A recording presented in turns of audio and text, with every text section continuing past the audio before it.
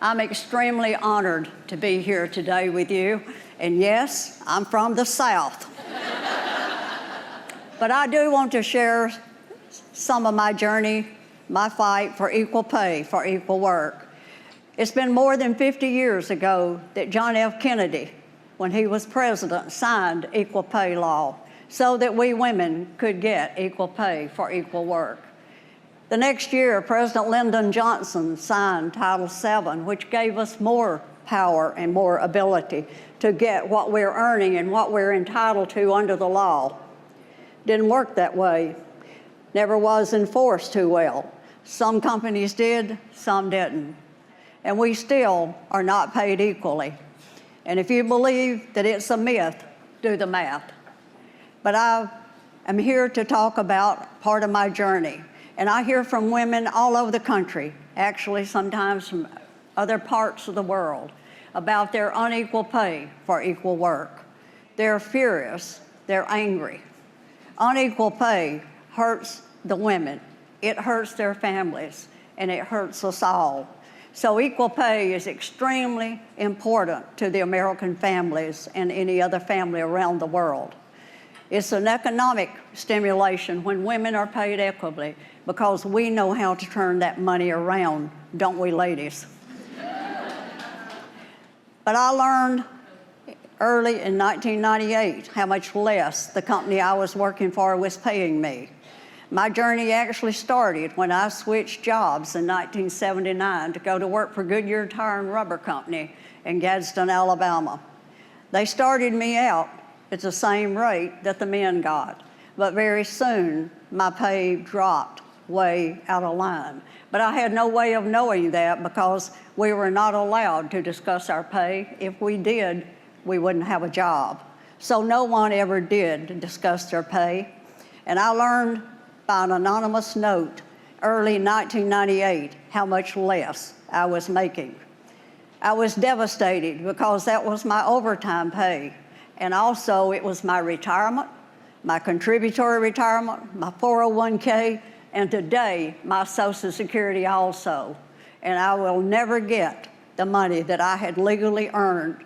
But the first thing I thought about, how much my family had done without, and how hard it'd been when that was totally unnecessary. Because at that time when I switched to Goodyear, I had a daughter in college, and my son had headed that way. We needed that money to pay college tuition and the mortgage and the other necessities of life, as any other American family. But I couldn't let it go. So 1998, I filed a charge with the Equal Employment Commission, even though I was 2 years away from retirement. 1999, I filed a lawsuit. 2003, my case was heard in a federal court in Alabama.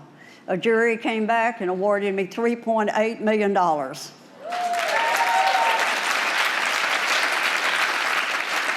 It was proven beyond a shadow of a doubt that I had been unequally paid for equal work.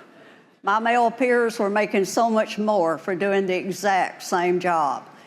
But the case went all the way to the Supreme Court. And when the ruling, it was heard in the Supreme Court in Washington in 2006. We had to wait until the verdict came out in 2007. 5 justices said I had waited too long. I definitely was discriminated against, but I had waited too long to file my charge. But that wasn't necessarily the way it was supposed to be. And Justice Ruth Bader Ginsburg challenged Congress to take up the ball. She said, it's in your court, and change this grave injustice back. And that's exactly what Congress did. So I went from the Supreme Court to walk in the halls of Congress in Washington, D.C. I testified twice before the House, twice before the Senate, and I made numerous calls on House members and then the Democrat and the Republicans in the Senate. And one thing I'm so very proud about, not only having the Ledbetter bill represent the people that's working today and it opened the courtroom doors back up, but it also was sponsored and co-sponsored by Republicans and Democrats and voted into law the same way. And then it was the first bill that President Obama signed in 2009. It was an honor for me to stand in that White House and see him sign that bill, because every stroke of that pen meant that any woman in the future had an option. If she learned she was being discriminated against for whatever reason, she could file a charge and maybe go to court to get her money. Because this is critical for the American families, and you and I have to continue fighting for equal pay, for equal work.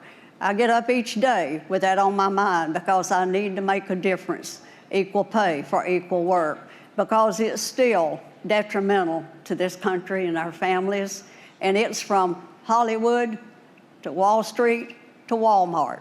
Everybody is still in the category of unequal pay. It doesn't matter what position you hold, whether you're a doctor or a lawyer or you're on TV or whatever. I find and meet people all around the world that's not getting equal pay.